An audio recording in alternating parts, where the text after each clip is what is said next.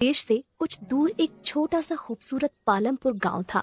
वहाँ छोटी छोटी नदियाँ थी, तरह तरह के पहाड़ थे और प्रकृति का बहुत खूबसूरत रूप यहाँ देखने को मिलता था। लेकिन इन सब के बावजूद पालमपुर की सबसे मजेदार चीज वहाँ हर साल लगने वाला बसंत का मेला था। कहते हैं कि पालमपुर में लगने वाला मेला इतना बड़ा होता था कि कोई भी उसे एक दिन में पूरा नहीं घूम सकता था।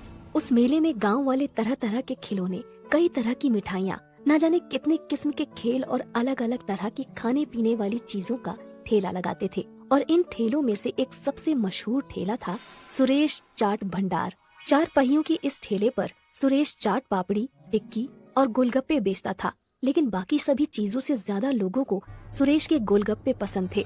मेले में हर रोज सुरेश ठेला भर कर गोलगप्पे लेकर जाता था, लेकिन शाम होने से पहले ही उसके सारे गोलगप्पे बिक जाते थे। काफी बड़े बड़े लोग सुरेश को हराने की कोशिश कर चुके थे, लेकिन कोई भी उसे हरा ना सका, क्योंकि उसके गोलगप्पों की बात ही अलग थी। सुरेश के साथ उसका एक 12 साल का बेटा माधव और एक 16 साल का लड़का रोनित रहता था। रोनित सुरेश का बेटा नहीं था, पर पिछले साल एक दुर्घटना में अपनी बीवी को खो देने के बाद सुरेश ने अपना हाथ बटाने के लिए रोनित को साथ रख लिया था। रोनित अनाथ था। मेले में सिर्फ एक दिन बाकी रह गया था।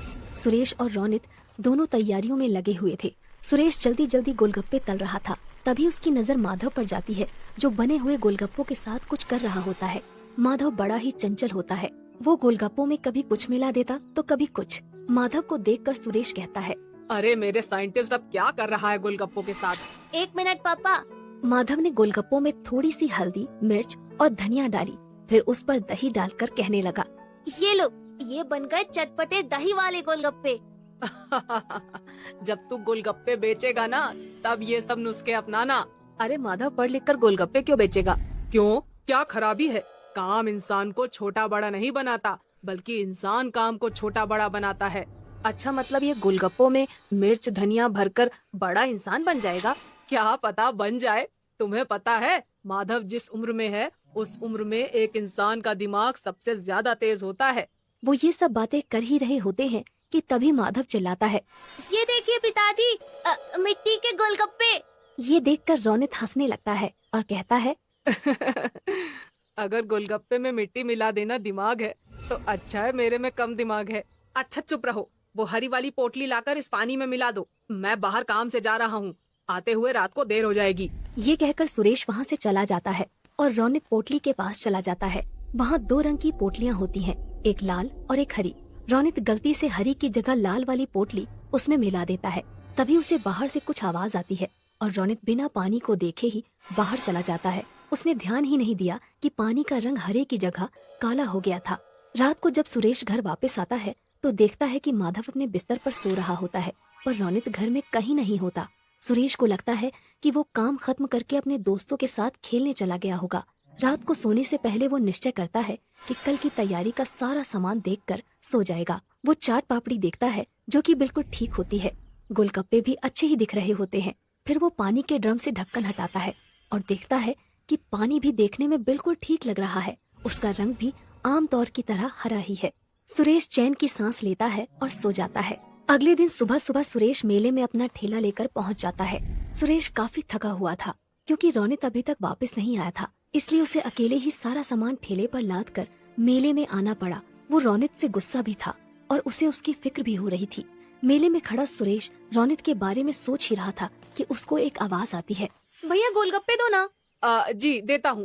भैया जैसे पिछली बार खिलाए थे ना, तीखे वाले, वैसे ही देना। सुरेश ने उन्हें गोलगप्पे खिलाए। गोलगप्पे मुंह में रखते ही लड़की ने वापस बाहर निकाल दिया और कहा, ये क्या वाहियात गोलगप्पे हैं। सुरेश चौंक गया। लड़की ये कहकर वहाँ से चली गई और सुरेश ने एक गोलगप्पे में पानी भरकर अपने मुंह में रखा।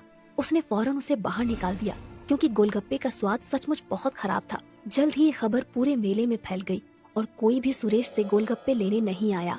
शाम तक एक भी गोलगप्पा नहीं बिका और परेशान होकर सुरेश वापस जाने लगा।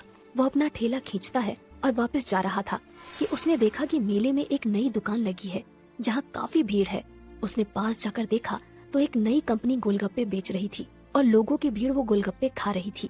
सुरेश इधर उधर नजर दौड़ा ही रहा था कि उसने देखा कि गोलगप्पे रोनित बेच रहा था। सुरेश समझ गया कि ये वही कंपनी है जो सुरेश को काम पर रखना चाहती थी, पर सुरेश के मना कर देने पर उन्होंने रोनित को पटाकर उसका काम खराब कर दिया। सुरेश कुछ नहीं बोला, उसने अपना ठेला लिया और चलने लगा। उसे इस बात का दुख नहीं था कि उसके गोलगप्पे नहीं बिके, पर इस बात का ज्यादा दुख था कि जिस रोनित को उसने अपने बच्चे की तरह पाला, उसने उसे धोखा दे दिया। यही सोचते सोचते वो घर पहुंच गया। उसे देखते ही माधव बहुत खुश हुआ और बोला, पापा, आप इतनी जल्दी आ गए और सारे गोलगप्पे वापस क्यों ले आए? वो बेटा, पता है मुझे, आप इसलिए लाए ना ताकि मैं नए गोलगप्पे बना सकूं। सुरेश ने मुस्कुराकर कहा।